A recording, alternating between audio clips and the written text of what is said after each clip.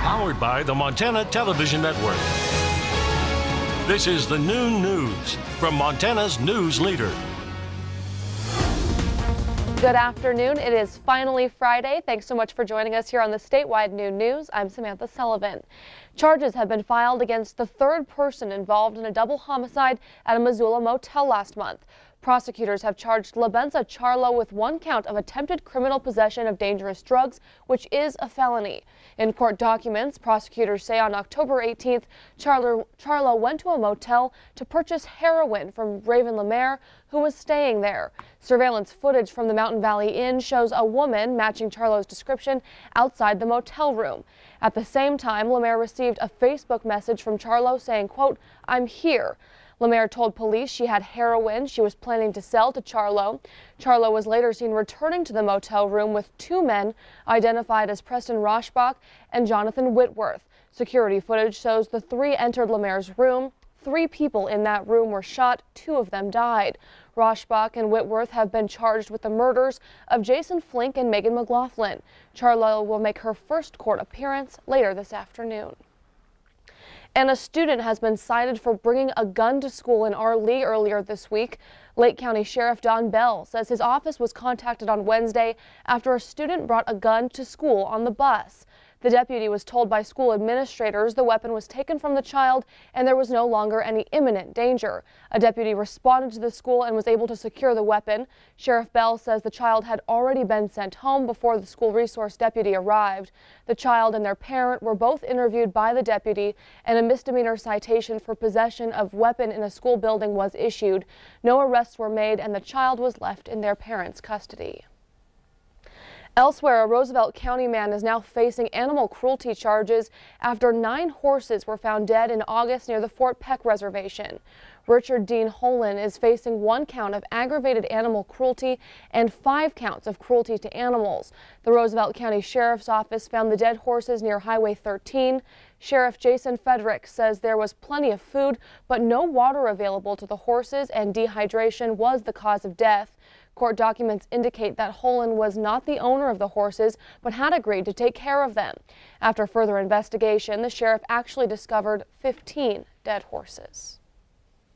In other news, the Lincoln County Sheriff's Office is facing a lawsuit from the ACLU of Montana regarding an inmate at the Lincoln County Detention Center. Augustine Ramon was arrested. He did. Burglary charge. The lawsuit alleges that when Ramon tried to pay his bond, he was told that because of a detainer from an Immigration Customs Enforcement, Lincoln County could not release him. But the ACLU says state law provides that once an immigrant posts bond, they must be released. The ACLU hopes this class action lawsuit will end the use of ICE detainers in Montana. Lincoln County authorities confirm Ramon is still being held on $25,000 bond. The ACLU is also asking that Ramon be compensated for his false imprisonment. And elsewhere, Lewis and Clark County and its sheriff is also the subject of a lawsuit. The suit alleges many people arrested for misdemeanors or traffic offenses have been subjected to illegal strip searches in the county detention center. One of the attorneys filing the suit, it claims detention center employees regularly require people to remove their clothes and submit to an inspection. State law says people detained for misdemeanors and traffic offenses may only be strip searched if there's reasonable suspicion that they're concealing a weapon, contraband, or evidence of a crime. The lawsuit names 39 plaintiffs and suggests up to 2,500 others may have been searched without reasonable suspicion. Plaintiffs are asking for an injunction to stop the strip searches and are asking for compensation and punitive damages. County Attorney Leo Gallagher says the case has been turned over to the Montana Association of Counties, and he expects they will prepare the defense. Well, now we'll turn things over to Ed in the Weather Center. Ed, we're going to be turning back the clocks this weekend as daylight savings comes to an end. That's right. A lot of people think Christmas is the most wonderful time of the year. Others think the Sunday morning when you get an extra hour of sleep is it. And this is it as we get to the first Sunday in November. So remember that we set the clocks back 1 hour. That means you get a little extra sleep. But a lot of people might just want to hide under the covers pretty much all weekend long because we've got an active weather pattern that's continuing to develop. We'll take a closer look at that coming up. Forecast details are just a few minutes from now. Thanks so much, Ed. Montana Senator Steve Daines heard some frank talk in Helena about the scope of the illicit drug problem here in Montana and what needs to be done about it. Daines hosted a roundtable discussion on Thursday with state and local officials from law enforcement, court, and the National Guard. Daines summarized the key provisions in a new bill passed by Congress to address the current opioid crisis. But in Montana, Daines was told the biggest drug problem here is the abuse of methamphetamine. With a national emphasis on opioids, officials told Daines that makes it difficult to get the help they need to tackle the meth problem. Jeff Kushner, the drug court coordinator for the Montana Supreme Court, says rural states should get a set amount of federal funds for drug courts rather than having to compete for grants. To compete for these grants with the Department of Justice for implementation and enhancement grants. There are a million reasons why that's bad, particularly for a rural state like Montana. We're relying on somebody inside the Beltway sitting at a desk in DOJ to make awards for drug courts in the state of Montana. Is there anything more sillier than that? I mean, we know where the next drug court needs to be. We know that Missoula doesn't have an adult drug court and they need one. Daines says he plans to elevate these concerns to the highest level with federal officials. And Montana's health leaders are warning about the risks of an increasingly popular type of e-cigarette, especially for youth. According to the Montana Department of Public Health and Human Services, many school leaders in the state are finding more students using Juul brand e-cigarettes. Many call it juuling rather than vaping.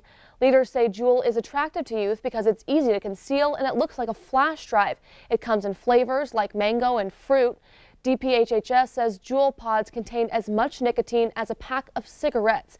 They say young people who use e-cigarettes are 4 times more likely to use conventional tobacco in the future.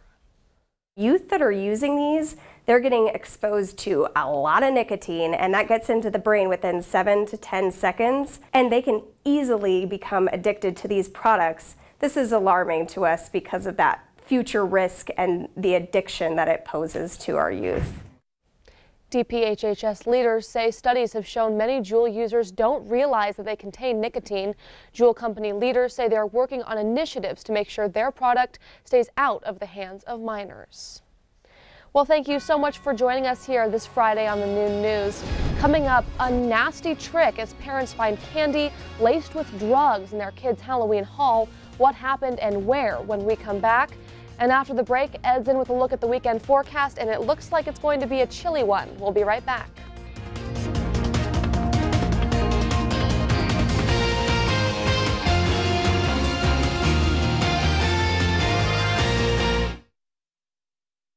You're watching MTN News with Samantha Sullivan. Storm Tracker weather with Ed McIntosh, and farm and ranch news from the Northern Ag Network. This is the Noon News on Q2. Montana's news leader.